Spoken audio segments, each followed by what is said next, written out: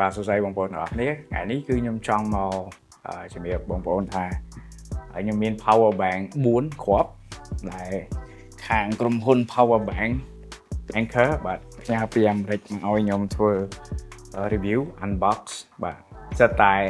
ជំនាន់ក្រោយទាំងអស់ហើយខ្ញុំមាន4គ្រាប់ហើយទាំងអស់នេះគឺថ្មីបកគាត់ឲ្យខ្ញុំ hack វាដើម្បីធ្វើ test ធ្វើ review ដើម្បីផ្ញើទៅឲ្យក្រុមហ៊ុនវិញអញ្ចឹងណាបាទហើយទាំងអស់នេះគឺខ្ញុំនឹងលក់បាទខ្ញុំដាក់ link បើសិនបងប្អូនកំពុងរក power bank អីបាទហើយទាំងអស់នេះគឺ technology ចំនួនក្រោយទាំងអស់បាទគឺវាមកជាមួយនឹង technology QI2 ខ្ញុំមាន4គ្រាប់ហើយសិតតែពិសេសខ្ញុំធ្វើវីដេអូនេះបង្ហាញខ្លីៗឲ្យអ្នកទាំងអស់គ្នាបានឃើញបាទនេះវាមកជាមួយនឹងនេះអាខ្សែ USB-C គេដាក់មកនៅក្នុងនឹងហើយបើសិនជាអ្នកទាំងអស់គ្នាប្រើ technology ទូរស័ព្ទចុងក្រោយដែលមានរុន USB-C បាទហ្នឹងត្រូវម៉ាច់តែម្ដងអញ្ចឹងទាញទៅវិញនេះបាទអញ្ចឹងអត់ចាំបាច់នេះទេអត់ចាំបាច់យកខ្សែសាកតាមខ្លួនទេហើយ power bank មួយនេះគឺវានេះមាន display នៅលើនេះស្រាប់ហើយយើងមើលអត់ឃើញទេបាទ display នៅលើនេះ display បង្ហាញពីpercentage បាទថ្មសល់ប៉ុន្មានភាគរយវាបង្ហាញនៅលើអេក្រង់នេះវាមានអេក្រង់នេះហើយអេក្រង់ហ្នឹងគឺបើយើងអត់ចុចទេយើងអត់ចុចអាប៊ូតុងវានៅខាងនេះទេយើងអត់មើលអត់ដឹងថាវាមានអេក្រង់ទេគឺវាប្រកបនៅក្នុងហ្នឹងបាទអញ្ចឹងពិតជាពិសេសខ្លាំងមែនតើហើយអាខ្សែ USB-C នេះពេលដែល charge power bank វិញណាបងប្អូនទាំងអស់គ្នាគ្រាន់តែយកដុំសាកមកដោតអានេះហើយ charge យកមកអញ្ចឹងមានថាអានេះមានមុខងារ2អាខ្សែនេះ charge ជាមួយទូរស័ព្ទ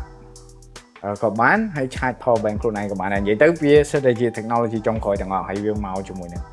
ខ្សែនេះហើយស្អាតមែនតើហើយវាមានរុន USB A មួយហើយ USB C មួយទៀតបាទអញ្ចឹង charge ម្ដង3 device ក៏បានដែរហើយមួយនេះគឺ wireless ហើយដូចខ្ញុំបានបញ្ជាក់ពីមុនអញ្ចឹងវាមកជាមួយ technology QI2 គឺដើម្បីជួយ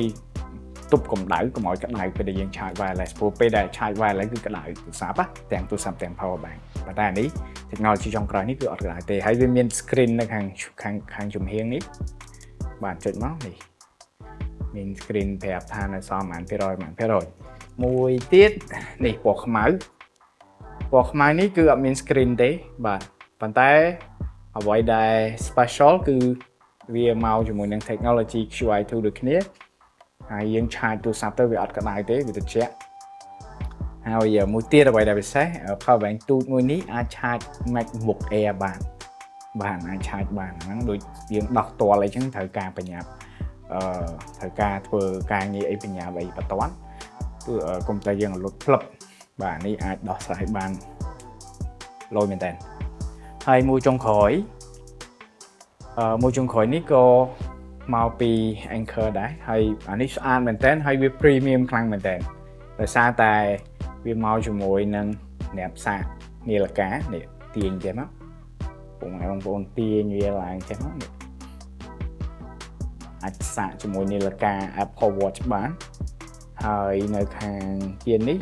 មានរុន USB-C បាទរុន USB-C ហើយក៏វាមកជាមួយនឹង USB-C ស្រាប់ដែរនេះបាទហ្នឹងខ្សែវា built in ហ្មងតែអា built in របស់វានេះគឺប្រើ charge ទូរស័ព្ទហ្មងឬក៏យកតែក្បាលសាកមកដោត charge power bank ឡើងវិញ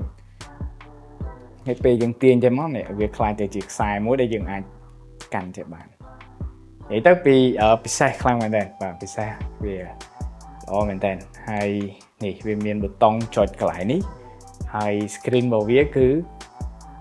វាប្រកបនៅក្នុងហ្នឹងមើលអត់ដឹងទេបាទបើយើងអត់ចាប់អារម្មណ៍គឺមើលអត់ដឹងទេបាទតែវាមាន display មួយប្រកបនៅក្នុងហ្នឹង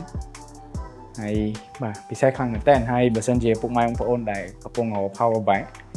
អាចឆាតមកសួរខ្ញុំបានព្រោះ power bank ទាំងអស់នេះគឺសិតតែជំនាន់ចុងក្រោយខ្ញុំចង់បញ្ជាក់ផងដែរគឺ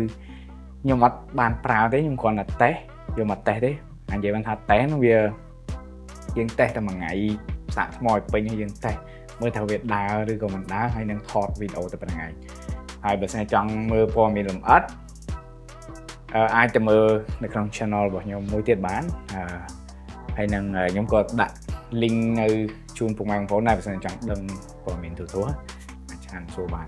ខ្ញុំមានប៉ុណ្ណេះអរគុណច្រើន